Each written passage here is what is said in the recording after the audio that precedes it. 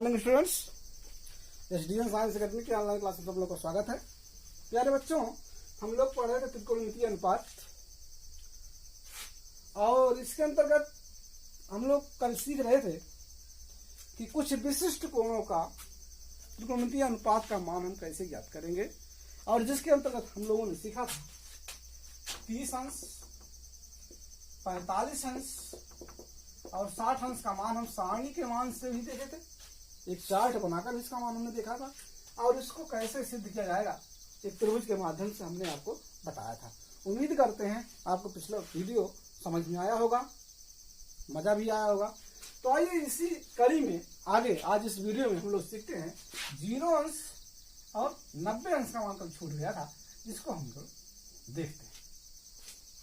आइए इसको देखने के लिए प्यारे बच्चों हम लोग क्या करेंगे, एक त्रिभुज बनाते हैं। हम लोग थीटा बराबर यहां लेते हैं 0।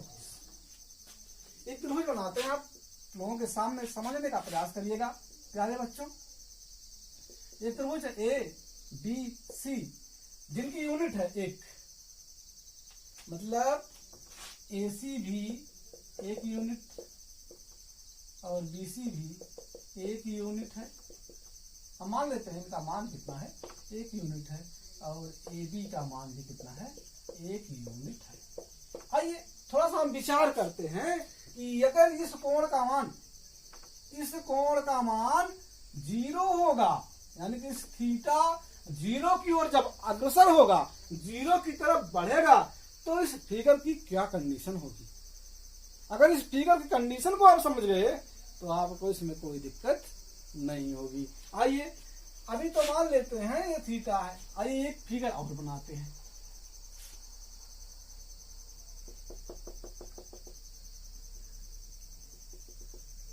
ये देखिए फिगर अब की बार क्या कर दिया गया प्यारे बच्चों, ये देखिए यहाँ पर हमारा मान लेते हैं ए डैश, यही मान लेते हैं यहाँ पर ए डैश, यहाँ बी, यहाँ सी। अब देखिए यहाँ पर थीटा की वैल्यू कम हुआ कि नहीं हुआ, इस थीटा का मान कम हुआ कि नहीं हुआ, कम हुआ।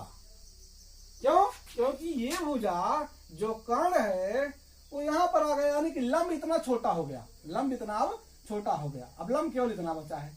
अगर अगले फिगर में हम जाएं, इसी चीज को देखें,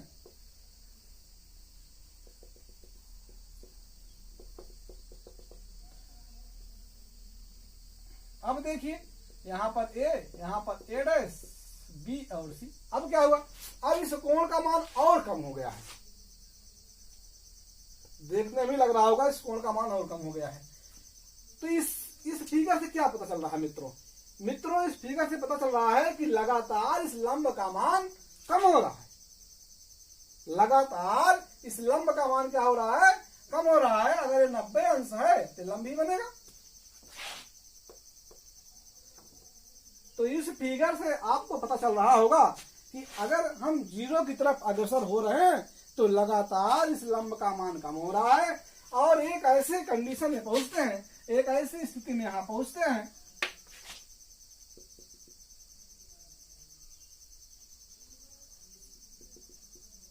मतलब ये जो ए है, ये जो बी है, ए सी, यहाँ पर ए डैश पहुंच गया। यहाँ पर क्या हो गया, ए डैश बी पर आके मिल गया ए डैश। अब यहाँ पर जो थीटा की वैल्यू बनेगी मेरे प्यारे बच्चों, वो क्या बनेगी, 0। थीटा यहाँ 0 की ओर अग्रसर हो गया और 0 को प्राप्त कर लिया है। जब ये थीटा 0 को प्राप्त करता है, उस समय जो ए बी की लंबाई है, यानी कि जो लंब की लंबाई थी, वो नथिंग हो गई है, यानी कि 0 हो गई है। बात समझ में आया? इतना देर से इस फिगर से हम आपको यही बता रहे थे कि जब ये थीटा जो है 0 अंश को प्राप्त करेगी, तो उस कंडीशन में इस लंब का मान क्या हो जाएगा, 0 हो जाएगा। लंब अपना अस्तित्व खो देगा। तो अगर ऐसी कंडीशन होती है तो लंब बराबर क्या है, हमारा आ जाएगा 0। और जो कर्ण और आधार हम माने थे, कर्ण और आधार, कर्ण जो है इस आधार पे आके मिल जाएगा, तो कर्ण का मान यानी कि इस AC का मान इस BC के बराबर हो जाएगा। जब आके इस पूरी तरह से सेट हो जाएगा तो इस AC का मान इस BC के क्या हो जाएगा, बराबर हो जाएगा। यानी कर्ण और आधार आपस में क्या हो जाएंगे, बराबर हो जाएंगे। इनको हम माने कितना, 1 यूनिट। बस हमारा काम हो गया प्यारे बच्चों, हमारा काम हो गया। अब हम वही पुराने फार्मूले का उपयोग करके हम इसका मान निकालेंगे। कौन सा फार्मूला? अरे भैया भूल गए, साइन थीटा, थीटा नहीं लिखेंगे, साइन 0 अंश लिखेंगे, क्योंकि हम साइन 0 अंश का मान निकाल रहे हैं। क्या होता है? लंब बटे कर्ण होता है। और लंब कितना है भाई? 0 हो गया है। कर्ण कितना है? 1 यूनिट है। जब इसमें हम 1 से भाग करेंगे, किसी संख्या 0 में जब हम 1 से भाग करेंगे उसका मान 0 आ जाएगा।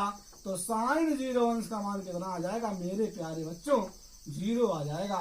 याद कर लीजिए। अब कभी मत कहिएगा साइन 0 अंश का मान 0 क्यों होता है, ऐसे होता है, निकाल लीजिए आप लोग। इसके बाद देखिए प्यारे बच्चों, अगर आपसे कोई पूछे काश 0 अंश का मान बताओ, तो आपको पता है फार्मूला होता है आधार बटे कर्ण। अरे भाई आधार भी 1 यूनिट, कर्ण भी 1 यूनिट। इस प्रकार से काश 0 अंश का मान कितना आ गया मेरे प्यारे बच्चों? काश 0 अंश का मान आ गया 1।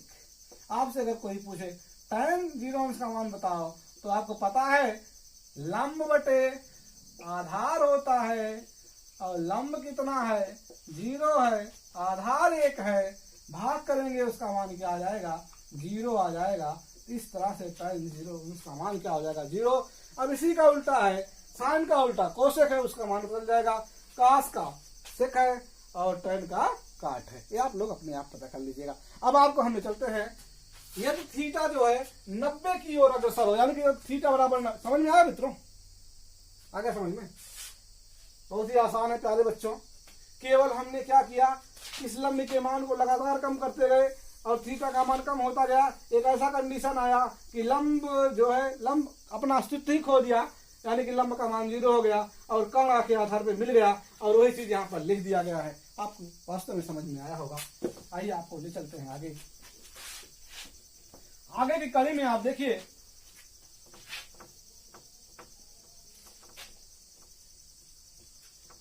आगे की कड़ी में आप देखिए, यहाँ पर हम थीटा बराबर 90 अंश लेंगे। अब की बार हम 90 अंश की ओर अग्रसर होंगे। आइए देखिए इस फिगर को हम कैसे प्राप्त करते हैं। फिगर समझ में आ गया तो आपको समझ में आ जाएगा।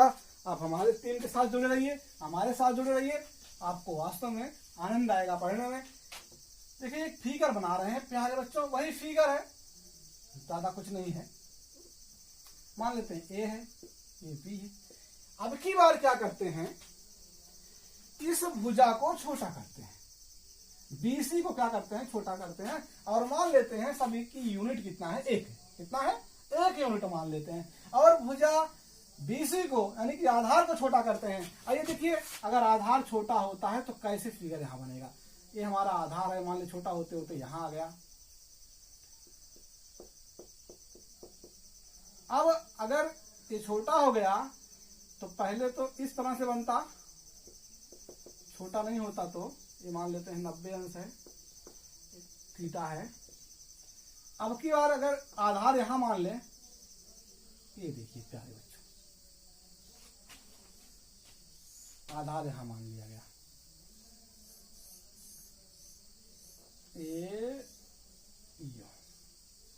ये देखिए बन नहीं पा रहा है, बात फिर बनाते हैं, पहले बना देते हैं फिर मिटाते हैं। देखिए अब ये हमारा क्या हो गया, पहले वाली फिगर है, और आधार छोटा किया गया। ये देखिए अब ये जो है कर्ण जो है ये ऐसे हो गया। यहां देखिए कोण का मान बढ़ गया है, इससे ज्यादा हो गया कोण। ऐसे और आगे हम बढ़ेंगे, ए है, बी है, यहाँ बी डैश मान लेते हैं। बी डैश क्या मानेंगे? यहाँ सी मानेंगे भाई, यहाँ सी है, यहाँ सी डैश। ऐसे फिगर और बनाते हैं, समझिएगा। अब की बार क्या किया गया, आधार को यहां पर छोटा किया गया, मतलब लगातार आधार को छोटा कर रहे हैं। और ये हमारा क्या है, करना है। लेकिन 90 अंश भी हुआ नहीं है, लेकिन 90 अंश होने वाला है, 75-80 अंश हो गया होगा। अगर आगे हम जाएं अगले राउंड में,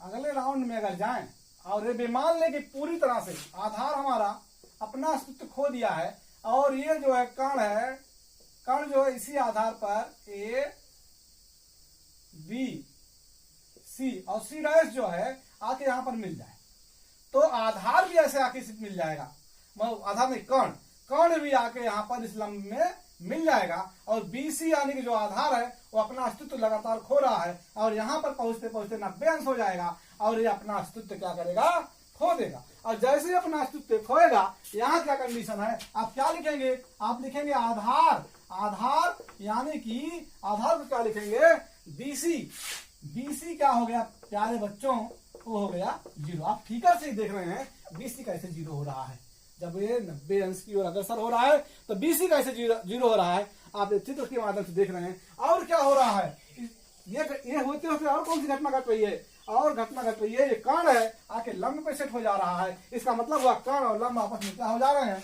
बराबर हो जा रहे हैं। कर्ण और लंब इनका मान 1 यूनिट है, आपस में क्या हो जा रहे हैं, बराबर हो जा रहे हैं। क्या हो जा रहे हैं, बराबर हो जा रहे हैं। अब हमसे कोई कहे भाई साइन 90 अंश का मान बताओ, लो भैया साइन 90 अंश का मान लो, क्या होगा भाई, लंब बटे कर्ण होता है, लंब कितना है 1, कर्ण भी 1 है, तो साइन 90 अंश का मान मेरे प्यारे बच्चों क्या हो गया, 1 हो गया। काश 90 अंश का मान निकालो भाई, क्या होगा, आधार बटे कर्ण, आधार कितना है, ओहो 0 हो गया आधार, कर्ण 1, तो काश 90 अंश का मान मेरे प्यारे बच्चों क्या आ जाएगा, 0 आ जाएगा। कोई आपसे पूछे टाइम 90 अंश का मान बताओ, क्या होगा, लंब बटे आधार होगा, लंब कितना 1 यूनिट, आधार है 0, और जब हम किसी संख्या में 0 से भाग करते हैं तो उसका मान अनंत आता है, अपरिभाषित होता है वो। तो इस प्रकार से टाइम 90 अंश का मान कितना आ जाएगा, अनंत आ जाएगा। तो मेरे प्यारे बच्चों अब इसका उल्टा करेंगे, साइन का कोसेक, कॉस का सेक, tan का काट, उसका भी आप निकाल लेंगे। अब उम्मीद करते हैं आपको समझ में आया होगा। आइए हम आपको ले चलते हैं प्रश्नावली की तरफ, और प्रश्नावली के जो सवाल हैं आपको उससे बताते हैं, इसे आप समझिएगा, शेयर करिएगा। आपको ले चलते हैं प्रश्नावली 8.2 का पहला सवाल जो आपके सामने है। पहला सवाल दिया है, निम्नलिखित के मान निकालिए। पहला दिया है साइन 60 अंश इंटू कास 30 अंश प्लस साइन 30 अंश इंटू कास 60 अंश का मान बताना। मेरे प्यारे बच्चों अगर आपको इनका मान पता होगा तो आप इनका मान निकाल सकते हैं। जैसे साइन 60 अंश का मान कितना होता है पता है, √3/2। कास 30 अंश का मान कितना होता है, कास 30 अंश का मान भी √3/2 होता है। अच्छा, आपको एक तरीका हमने बताया था, क्या आप भूल रहे हैं उस तरीके को? हमने बताया था आप क्या करिएगा, 0 से लेकर 4 तक की संख्याएं लिखिएगा, सब में 4 से भाग करिएगा। याद करने का बहुत अच्छा तरीका है। सबका रूट ले लीजिएगा। जो मान निकलेगा 0 अंश, 30 अंश, 45 अंश, 60 अंश और 90 अंश का मान निकलेगा। और ये पहले वाला साइन का निकलेगा। किसका निकलेगा? साइन। तो देखिए साइन यहाँ भाग करेंगे 0 आ जाएगा, साइन 0। यहाँ पर देखिए 4 का वर्गमूल 1/2 आ जाएगा। इसका मान कितना आ जाएगा? 1/√2 आ जाएगा। इसका कितना आ जाएगा? √3/2 आ जाएगा। इसका कितना आ जाएगा? 1। और इसी को जब हम कास निकालेंगे, कास का मान निकालेंगे इसी मान पे, तो यहाँ पर हाथ रखिएगा, यानी कि 1/√2 इसे लिखिएगा और आदत को पलट दीजिएगा। आदत आएगा यहाँ पर 1 हो जाएगा और यहाँ पर √3/2 हो जाएगा, √3/2 हो जाएगा। और यहाँ पर क्या हो जाएगा, ये हमारा 60 अंश है, ये वाला यहाँ पर जो अंतिम वाला है अंतिम में, शुरू वाला है जो अंतिम में, और ये 1/2 ये हमारे सामने है। इस तरह से हम मान ज्ञात कर सकते हैं। तो √3/2 देखिए यहाँ पर साइन 60 अंश का मान, साइन 60 अंश का मान √3/2 और कास 30 अंश का मान देखिए यहाँ पर √3/2 यहाँ पर हमने लिखा। वैसे आप सवाल लगाएंगे बार बार तो आपको याद हो जाएगा। उम्मीद करिए आपको याद हो जाए। जब बार बार सवाल आपके सामने आएगा, बार बार आप प्रैक्टिस करेंगे तो आपको याद हो जाएगा। साइन 30 अंश का मान 1/2 और cos 60 अंश का मान 1/2। और जब हम इसका आपस में गुणा करेंगे मेरे प्यारे बच्चों, तो √3 जब गुणा होगा तो रूट हट जाएगा, 3 हो जाएगा, 2 दूनाई 4 हो जाएगा। यहाँ पर ऊपर 1 1 के 1 अंश 4 हो जाएगा। अब देखिए ये भिन्न हो गया, भिन्न के जोड़ में हर बराबर है इसलिए अंश जुड़ जाएगा, तो 4 और 1 हर नीचे उतर जाएगा, 4/4। तो इसकी वैल्यू कितनी आ जाएगी? वो 1 आ जाएगी। तो मेरे प्यारे बच्चों, इसमें जितने भी सवाल हैं आप लगाइएगा, बाकी आपको हम कल बताएंगे। कमेंट बॉक्स में लिखिएगा, किताब आपके पास होगा, आप सबसे सवाल लगाइएगा, जो नहीं आएगा आप बताइएगा। बस इसके मान आप याद कर लीजिएगा, तो आपको हम बाकी कल बताएंगे।